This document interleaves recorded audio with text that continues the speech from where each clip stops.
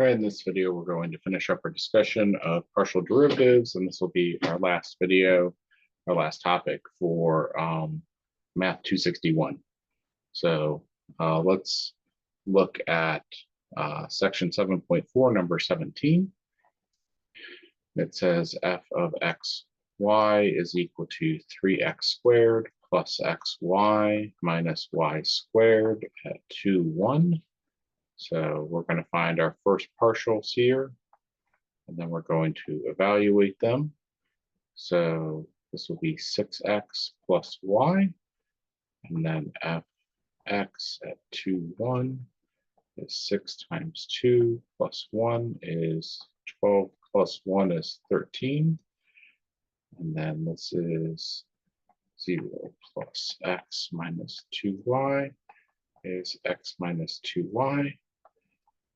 Fy of 2, 1, 2 minus 2 times 1, 2 minus 2 is 0. Let's look at number 21 now.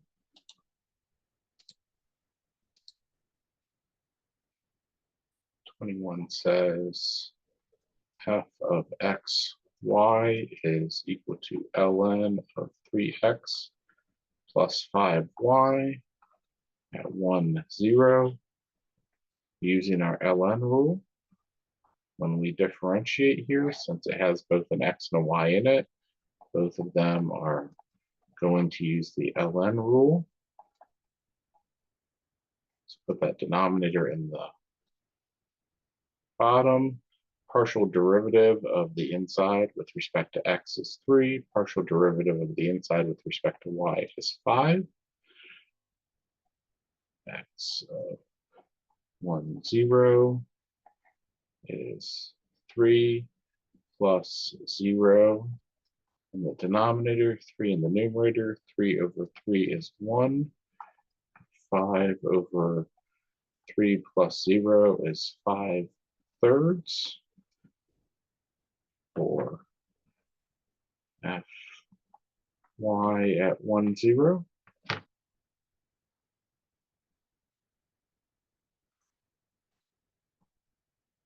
Let's look at number 23.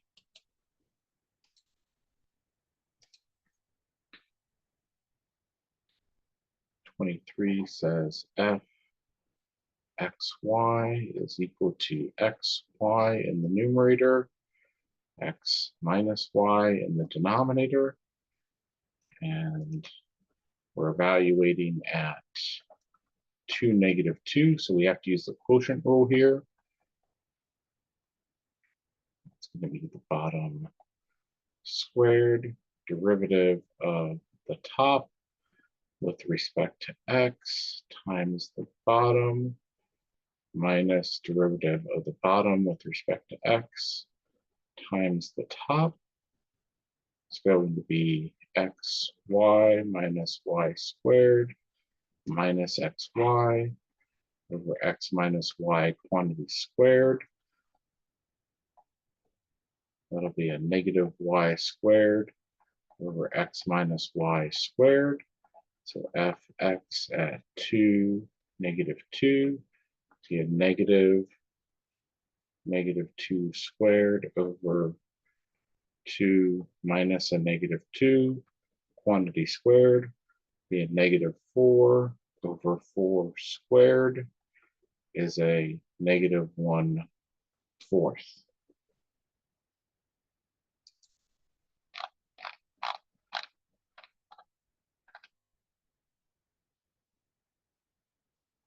And then we have f sub y. It's going to be derivative of the top times the bottom minus derivative of the bottom with respect to y times the top all over the bottom squared. It's x squared minus xy plus xy over x minus y squared is x squared over x minus y squared. F sub y of 2, -2 is going to be 4 squared in the bottom, and it's going to be 2 squared in the top. 4 over 16 is a positive 1/4.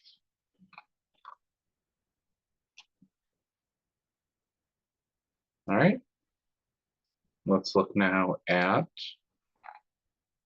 the next problem is 27.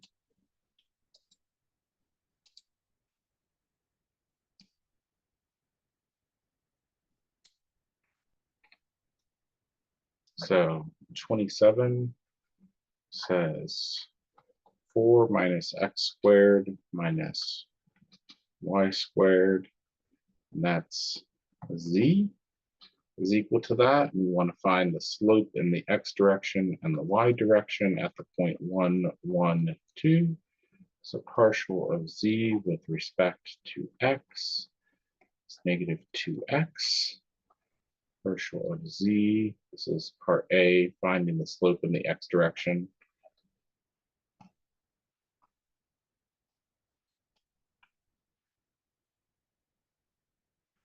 And for part B, we want partial of z with respect to y is a -2y. Partial of z with respect to y at 1, 1, 2 is -2 times 1 is -2. Let's look now at number 33.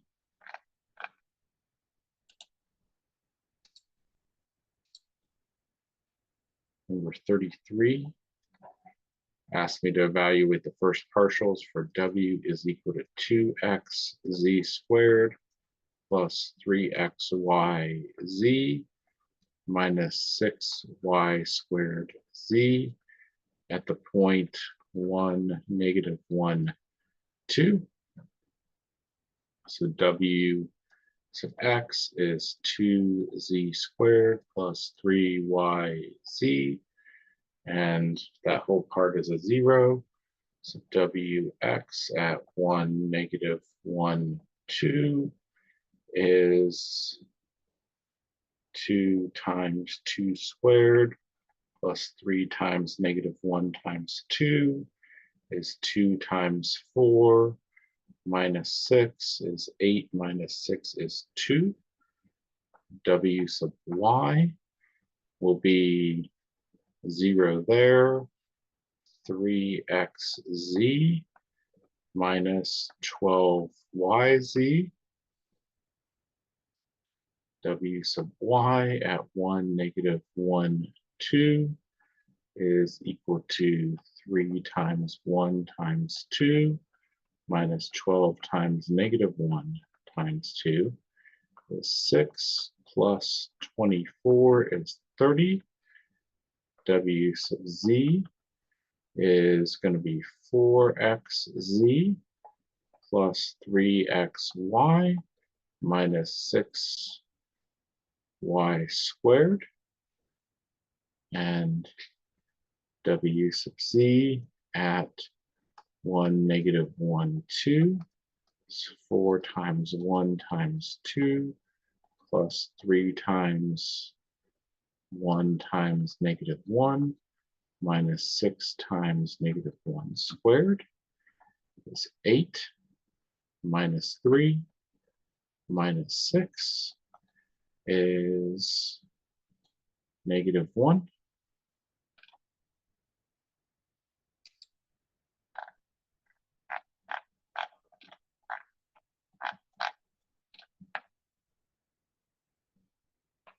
All right. Let's go ahead and look now at number 39.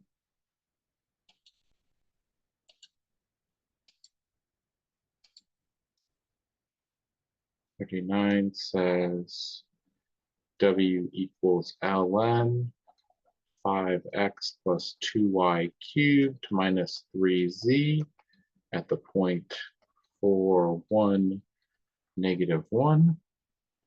W sub x is equal to x plus 2y cubed minus 3z in the bottom.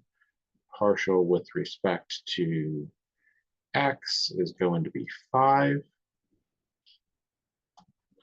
Wx at 4, 1, negative 1 is equal to 5 over 5 times 4 plus 2 times negative 1 times positive 1 cubed minus 3 times negative 1. I'm just going to find that denominator one time, and then I'll just have to figure out my numerator. So this is going to be 20 plus 2 plus 3 makes that a 25. And that makes this a 1/5. W sub y will be 5x plus 2y cubed minus 3z in the denominator. With respect to y is going to be a 6y squared in the top. So wy at 4, 1, negative 1. I know that my denominator is going to be 25. My numerator is going to be 6 times 1 squared is 6 over 25.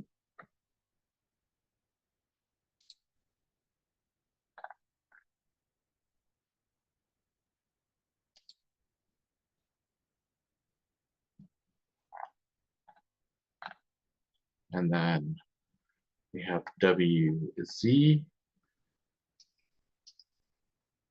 Z is going to be 5x plus 2y cubed minus 3z in the denominator. Partial with respect to z in the top is a negative 3. So that's going to give me WZ 4, 1, negative 1. Gives me a 25 in the denominator and a negative 3 in the numerator. Let's wrap up with number 43 now.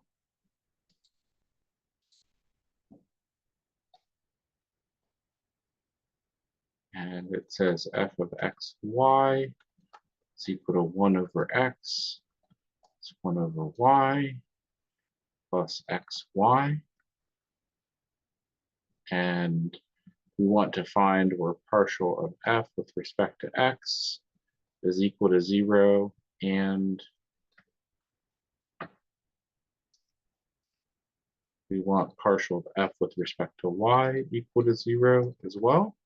Partial of f with respect to x is going to be a negative 1 over x squared plus y. Partial of f with respect to y is going to be a negative 1 over y squared plus x.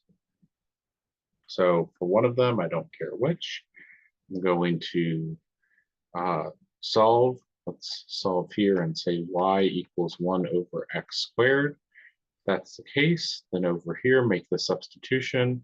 The negative reciprocal of 1 over x squared quantity squared. It's going to be a negative 1 over x to the 4th.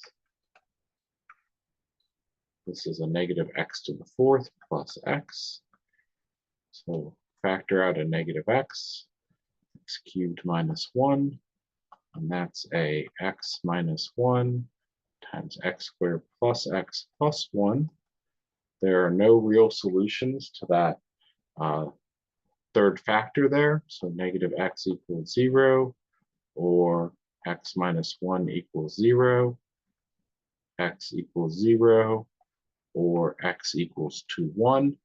X can't be 0 because if I come back up here and try and plug 0 in here, y at 0 is undefined. So that's not an answer. Y at 1, so 1 over 1 squared is 1. So my solution is x is 1 and y is 1. And that's the point where both partials exist and are equal to 0.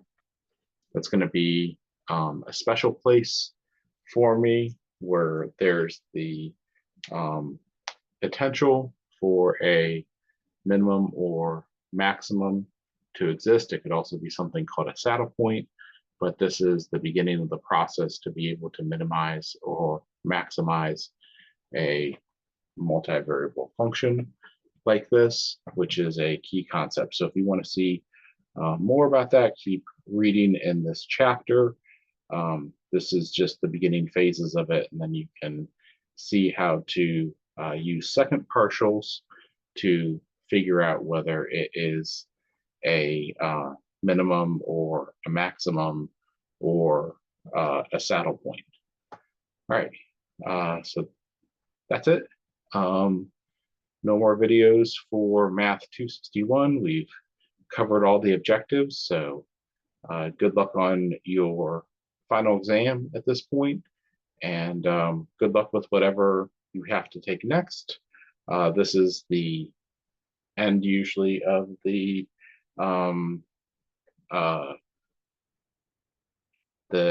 associate degree in business.